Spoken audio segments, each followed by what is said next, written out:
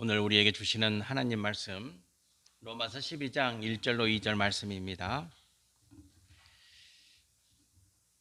로마서 12장 1절로 2절 신약성경 255페이지가 됩니다.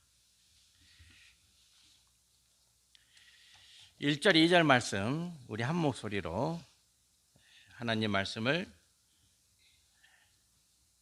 봉독하겠습니다. 함께 봉독합니다. 그러므로 형제들아 내가 하나님의 모든 자비하심으로 너희를 구원하노니 너희 몸을 하나님이 기뻐하시는 거룩한 산 제물로 드리라. 이는 너희가 드릴 영적 예배니라. 너희는 이 세대를 본받지 말고 오직 마음을 새롭게 함으로 변화를 받아 하나님의 선하시고 기뻐하시고 온전하신 뜻이 무엇인지 분별하도록 하라. 아멘. 아멘. 1914년 포드 자동차 회사가 차를 생산해냅니다.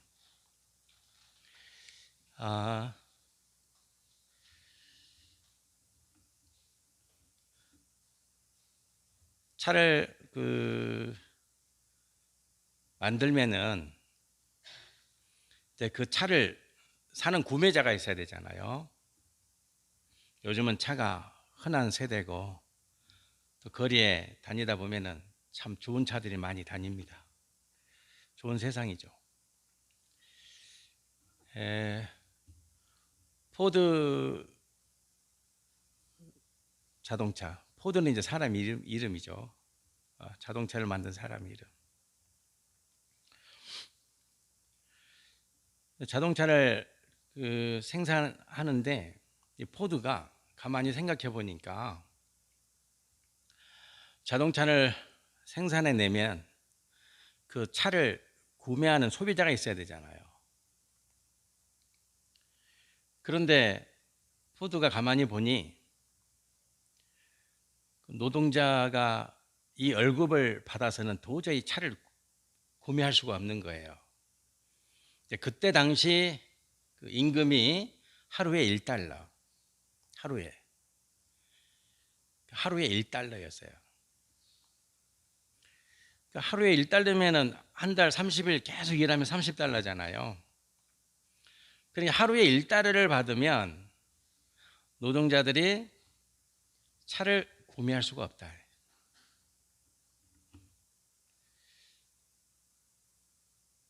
그리고 이제 노동 시간도 10시간 이상씩 일을 하는 그런 노동 환경이었기 때문에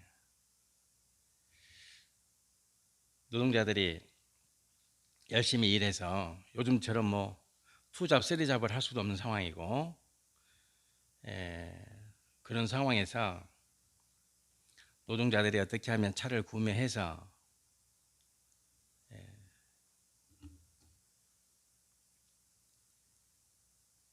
차를 소유할 수 있는 그런 환경이 될까? 포드가 고민한 거예요. 그래서 결단을 합니다. 결단을. 하루 임금 1달러에서 5달러로 1달러에서 5달러로 노동시간은 하루에 8시간 그렇게 파격적인 노동 환경을 만듭니다. 노동자가 요구해서가 아니라 회사 차원에서 자동차 회사를 꾸리는 포드라고는 그 회장이 그렇게 결단을 한 거예요. 임금을 5달러, 5배로 올립니다. 그리고 노동시간을 10시간에서 8시간으로.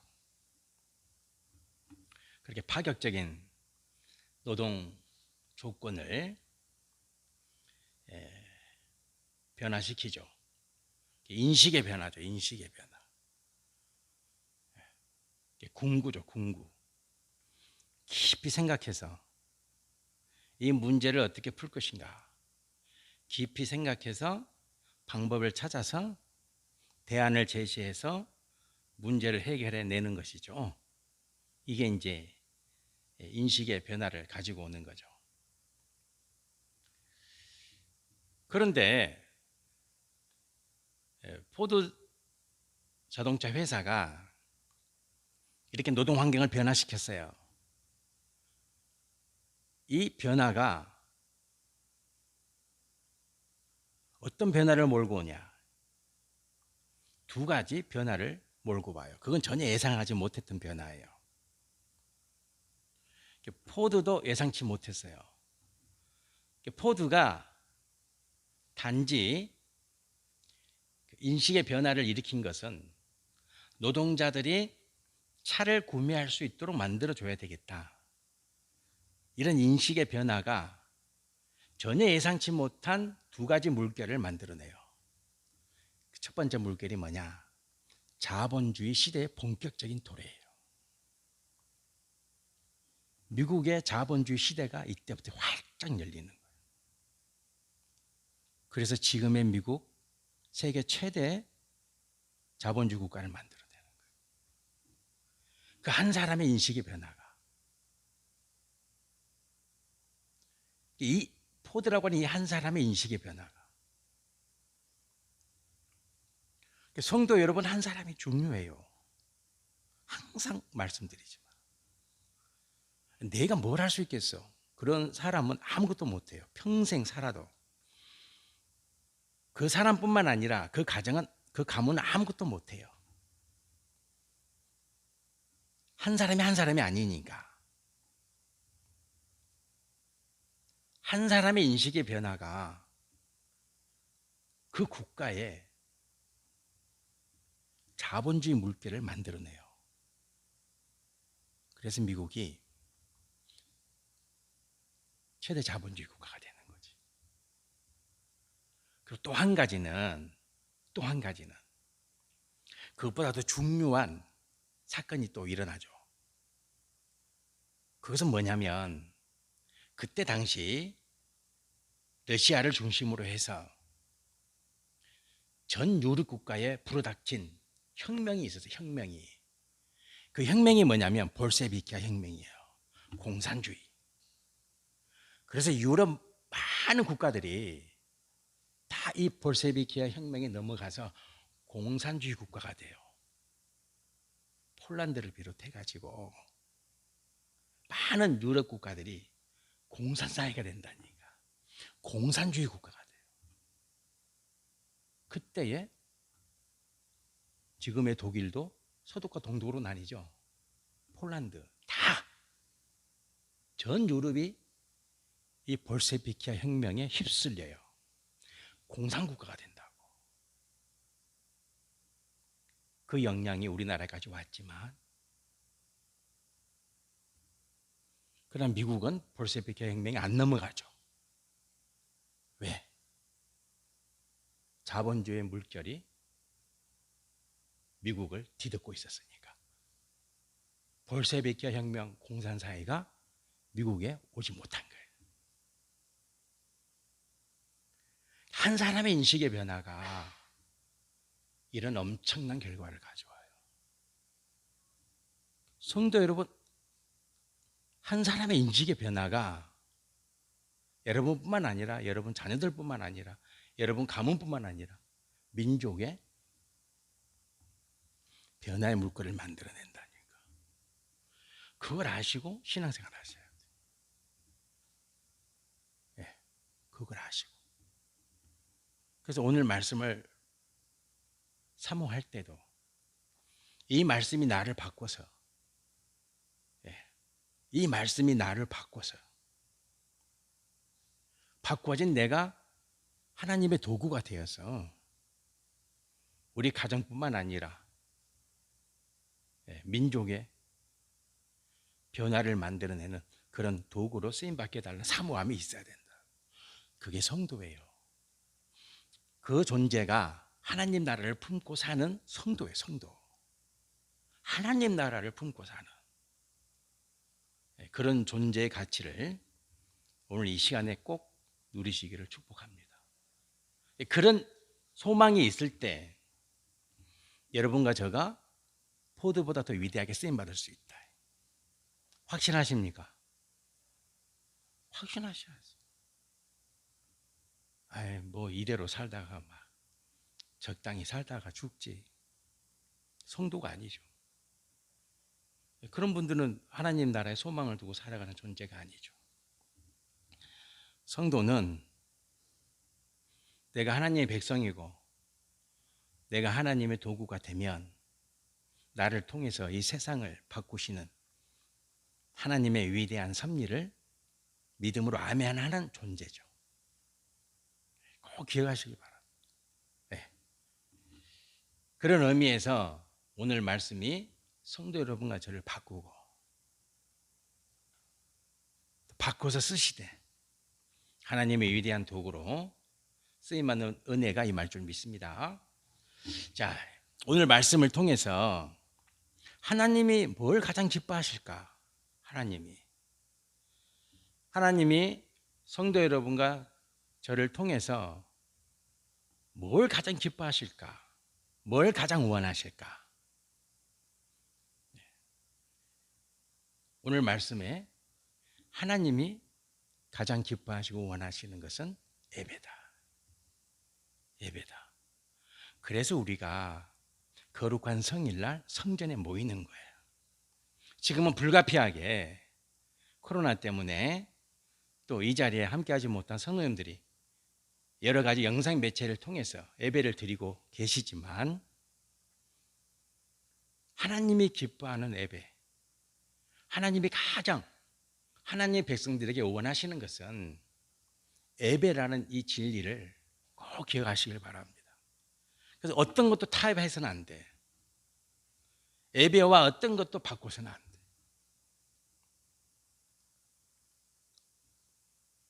네, 그게 안타깝죠.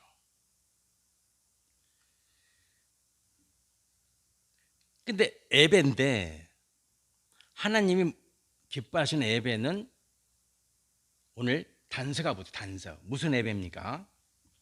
영적인 예배다. 네, 중요한 영적인 예배다. 영적인 예배.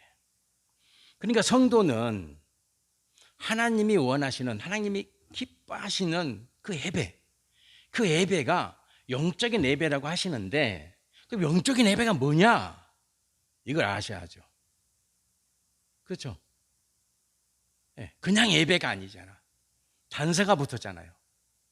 내가 원하는, 나 여호와가 원하는 예배는 영적인 예배니라 이렇게 말씀하시잖아요. 그러니까 성도는 이 영적인 예배를 알아야 영적인 예배를 드릴 수가 있잖아요. 예. 그래서 하나님이 원하시는 영적인 예배가 뭔가 그 예배의 의미를 꼭 아시고 누리시길 바랍니다. 자, 그러면 영적인 예배가 뭐냐? 단순해요. 복잡하지도 않아. 오늘 1절, 2절밖에 안 돼. 꼭 외우고 가슴에 새기고 누리세요. 영적인 예배는 뭐냐? 나를 저를 한번 따라서 하세요.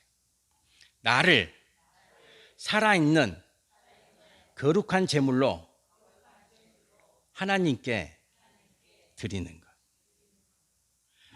나라고 하는 존재가 거룩한 제물이 되는 거예요. 거룩한 제물이. 성도 여러분과 저가 거룩한 제물이에요. 우리 살아있잖아요. 네. 살아있는데 살아있는 나라고 하는 존재가 거룩한 제물이 돼야 돼. 거룩한 제물이. 자, 그러면 여기서 또 우리가 궁금해지죠. 거룩한 제물이 뭐냐? 여러분과 제가 살아있잖아요. 살아있는 건 다 똑같아. 그러나 하나님이 또 단서를 붙였어. 거룩한 제물이 되라. 거룩한 제물이. 예, 그 거룩한 제물이 되라고 하실 때 그 거룩한 제물의 의미는 뭐냐? 하나님이 또 이렇게 말씀하세요. 자, 저를 따라서 하세요. 예, 다 외우셔야 돼요. 다 마음에 새겨. 간단하니까. 세대를 본받지 말라. 예, 세대를 본받지 말아야 돼. 세상을 본받지 말라는 거예요. 세상을 따라가지 말라는 거예요. 본받다는 것은 세상을 따라가지 말라는 거예요. 세상을 따라가지 말라. 세상을 모방하지 말라는 거예요. 교회와 성도는. 교회와 성도는 세상을 따라가서는 안 돼요. 세상을. 요즘에 성도 여러분, 제가 기가 막힌 일들이 매일 터지고 있죠. 저는 대장동이 어디인지도 모르겠고 어디 있는 땅도 땅인지도 모르겠어요. 그런데 국회의원의 아들이 그 회사에 취직을 해가지고 6년인가 7년인가 다녔대. 찾아보지도 않았어요. 기가 막혀서. 퇴직금이 50억이래. 욕이 나오죠. 무진장 욕 많이 했어요. 근데 예배 시간에 욕을 할 수도 없고. 나쁜 놈들이잖아요. 근데 그게 정상적이래. 우리 아들은 하자가 없대.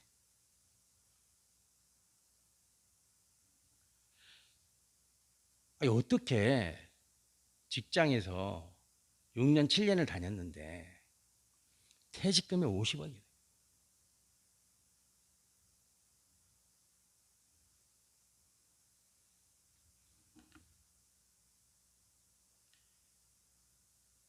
자꾸 욕이 나오는데.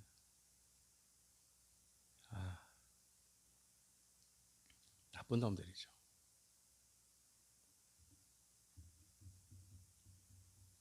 나쁜 놈들입니다.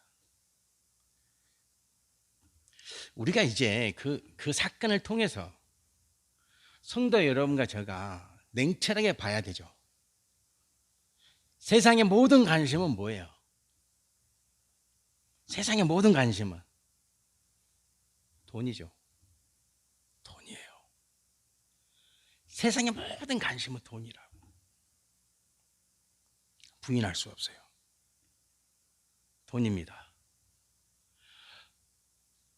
대한민국 모든 국민들의 관심은 뭐예요? 돈이죠. 이 사실을 제가 지금 비아냥거리면서 하는 말이 아니에요. 사실이 그렇잖아요. 여러분 가족이 하루에 일어나서 대부분의 시간을 보내는 그 시간의 의미가 뭐예요? 재화를 획득하기 위해서. 열심히 일해서 재화를 획득하는 삶을 살고 있잖아요. 돈을. 그래야 삶을 꾸릴 수 있으니까. 그렇죠. 그렇잖아요. 그래서 열심히 일하잖아요. 요즘에 한국 감독이 만든 드라마가 있어요. 구부작 드라마. 혹시 아십니까? 오징어 게임이지. 보신 분 계세요? 그 7시간인가 8시간인가 되는데 오징어 게임. 저는 봤겠습니까? 안 봤겠습니까? 얼른 봤어요. 저 영화 무지 좋아합니다. 영화 봤다고. 8시간 동안.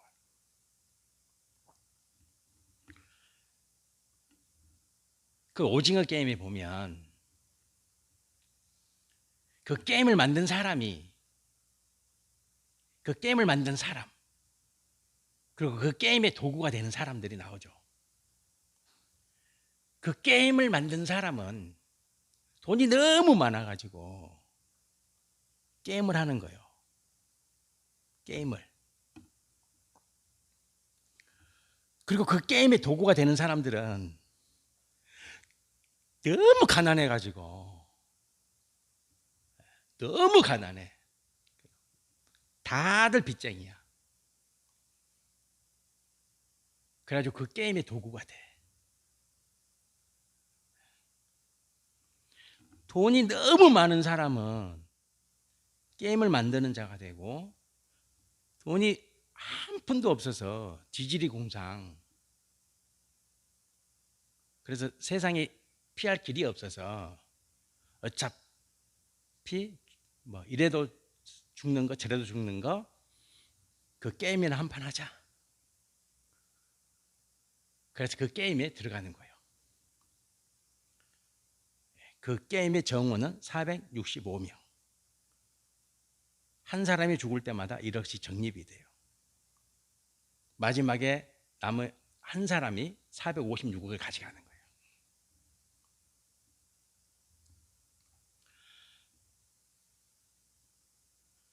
여러분,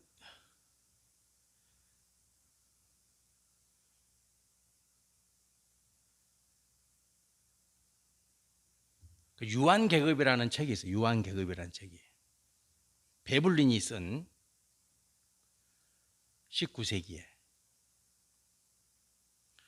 1800년대죠. 베블린이 쓴 유한계급이라는 책이 있다고. 유한계급이라는 것은 이 한자는 한가하다 그런 뜻이야. 돈이 너무 많아가지고 할 일이 없는 사람들을 유한계급이다 그래요. 돈이 하나도 없어서 매일매일 수고하고 땀 흘리지 아니하면 살 수 없는 사람들을 뭐라 그래요? 무산계급자, 프롤레타리아 이렇게 말한다. 돈이 너무 많은 사람과 돈이 너무 없는 사람. 지금 세상은 이렇게 나누어져 있다. 이렇게 딱 나뉘어져 있어. 그래서 어떤 집 아들은 직장생활 6년 하고 퇴직금을 50억을 받는 거야. 부모를 잘 만나서. 곧 있으면 감옥에 가겠지. 부모를 잘 만났는지 못 만났는지 모르겠지만 세상은 그래요. 돈이에요. 돈. 재화, 물질이에요. 당연히 있어야죠. 우리 교회만 해도 한 달에 소용되는 비용이 500에서 600이죠. 우리 교회만 해도. 고정 지출이. 그렇죠? 고정 지출이. 월세가 70만 원이잖아요. 이것저것 다 하면 매월 그렇게 지출이 되죠. 그 지출 중에 가장 많은 몫이 목회자 사례비고. 그 정도 지출이 되고 있어요. 물질이 없으면, 돈이 없으면 교회가 운영됩니까?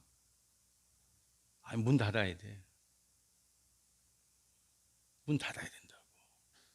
물질이 중요하죠. 돈이라고 하는 지혜가 중요하다고. 중요해요. 그런데 이제 세상의 모든 관심사는 돈이야. 그런데 세상과 교회와 성도는 왜 구별돼요? 이게 중요한 거예요. 세상의 관심은 성도와 교회의 관심도 돈을 벗어날 수 있어요? 안 되는 거예요, 여러분들. 지금 코로나 때문에 월세를 못 내서 그리고 사례비를 못 받아서 문을 닫아야만 되는, 지금도 닫고 있는 교회들이 너무 많아요. 우리 동기들 중에도 목회하는 동기들이 너무 많아요. 다 중도에 포기했어요. 왜 그러겠어요? 사례비를 못 받으니 생계 유지가 안 되지. 생계 유지. 어제도 제 동기 목사를 찾으려고 여기저기 전화를 해봤는데 연락도 안 돼요. 안 받아요. 목회를 그만두고. 그게 자존심 상하는 거지. 그런데 그 동기만, 그 목사만 목회를 하는 게 아니라 전화를 통해서 이런저런 사람들 이야기를 듣게 되죠. 목회를 안 하고 있다. 목회를 안 하고 있다. 교회 문을 닫았다. 이런 이야기들이. 그런데 한두 사람이 아니에요. 물질이 있어야죠. 그러면 세상과 성도와 교회의 본질적인 차이는 뭐예요? 그것은 궁극적인 관심이 어디에 있냐예요. 궁극적인 관심이. 성도 여러분과 제가 재화를 획득하고자 해요. 재화를, 돈을 획득하고자 해요. 그 돈을 가지고 뭐 할 거예요? 세상 사람들은 궁극적인 관심사가 뭐예요? 돈을 가지고 돈을 버는 거지. 그렇죠? 궁극적인 관심사가. 열심히 땀 흘려서 수고해서 돈을 벌어요. 재화를 획득한다고. 그러면 그것 가지고 또 뭐예요? 세상은. 뭐 한다고요? 또 돈을 만들고자 해. 그게 세상의 궁극적인 관심사예요. Ultimately concern이라 그래. 궁극적인 관심이 어디에 있냐? 궁극적인 관심이. 그렇다면 성도와 교회의 궁극적인 관심은 뭐예요? 돈이에요? 돈이어서는 안 되잖아요. 성도와 교회는 열심히 땀 흘려서 재화를, 물질을, 돈을 획득해야 되는데 그것 가지고 뭐 할 거예요? 또 돈이에요? 그러니까 비참한 거지. 그것 가지고 뭐 할 거예요?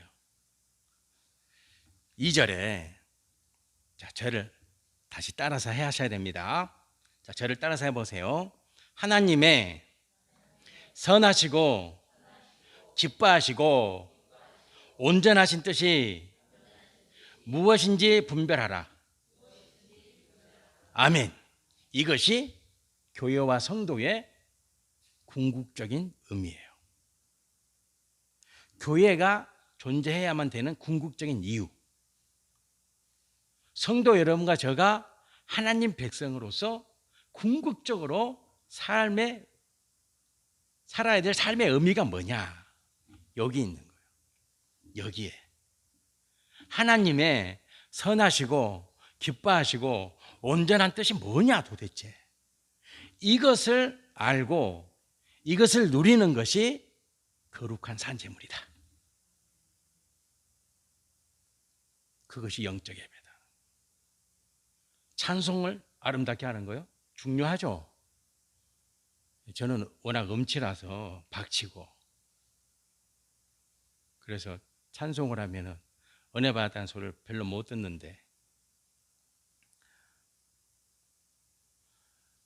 찬송을 잘하면 하나님이 기뻐하십니까? 기도를 화려하게 유창하게 기도를 능숙능란하게 잘하면 하나님이 복을 주십니까? 아니요. 아니에요. 영적 예배를 드려야 돼요. 거룩한 산제물로 하나님의 기뻐하시고 하나님이 선하시는 거, 하나님이 선하시게 여기시는 거, 하나님이 온전하게 하시고자 하시는 거, 그것을 알아서 그 삶을 살아내는 것이 영적 예배다. 이 말씀을 마무리하겠습니다. 1960년에 유럽에 탈리노마이드 사건이 일어났어요. 탈리노마이드. 이 탈리노마이드는 약이에요. 약인데 무슨 약이냐면 임산부의 입덧을 방지해주는 약이에요. 이 선풍적인 인기를 끌었어요. 유럽에서. 그래서 이 제약 회사가 이제 대박을 터뜨려야 되겠다. 그러기 위해서는 미국의 FDA 승인을 받아야 된다. 우리나라 제약 회사도 그렇죠. 약을 만들면 어디에 승인 받아야 됩니까? 그렇죠. FDA 승인을 받아야 돼. 그래야 세계적으로 유통이 되는 거지. 그죠? 우리나라가 지금 코로나19 백신 만들어요, 못 만들어요? 못 만들어요. 치료제 만들어요, 못 만들어요. 안 돼요. 네. 안 돼. 아직은 안 돼. 왜냐하면 기초과학이 없죠, 우리나라는. 백신하고 치료제는요, 기초과학의 힘에서 나오는 거지. 우리나라 기초과학이 없잖아. 그런데 막 금방 만든다 그래. 저는 작년에 어떤 회사가 그 만든대 내년에. 아직도 소식이 없어. 제가 그래 제 생각. 거짓말하고 있네. 못 만들어요. 기초과학이었거든. 우리나라는 기초과학에 투자를 안 해. 기초과학에 관심도 없어. 그런데요, 안 될걸요, 앞으로는. 기초과학에 무진장 투자해야 돼요. 앞으로 이런 일들이요, 계속 일어나요, 이제. 이제 바이러스 천국 시대가 와요. 대비해야죠. 막대한 투자를 해야죠. 근데 아직도 안 하고 있어. 이런 일을 경험하면서도 안 해. 그래서 이 탈리노마이드 이 약을 유럽의 제약회사가 이제 미국 FDA 승인을 받으려고 하는데 신청했어요. 승인해달라. 그런데 누구에게 맡겼냐면 이때 켈시 박사가 승인을 하냐 안 하냐 결정하는 그 자리에 있었던 사람이에요. 켈시 박사라고. 꼼꼼히 살펴봤어요. 네. 이 약이 과연 유용하냐, 실험을 제대로 했냐, 동물 실험을 제대로 했냐, 인체 실험을 제대로 했냐, 꼼꼼히 점검해 봤어요. 그런데 미약한 거야. 네. 제대로 안 돼 있어요. 그런 상황에서 유럽의 인사부들은 이미 그 약을 다 복용하고 있었고 이제 미국 FDA 승인을 받으려고 하고 있는데 거절했어요. 제약회사에서 엄청난 뇌물로 이 켈시 박사를 유혹했어요. 안 넘어갔어요. 안 넘어가요. 그런데 얼마 있다가 이 약의 부조항이 나타나기 시작한 거예요. 무려 임산부 12,000명 기형아 출산. 기형아가 12,000명이 출산된 거예요. 이 약 때문에.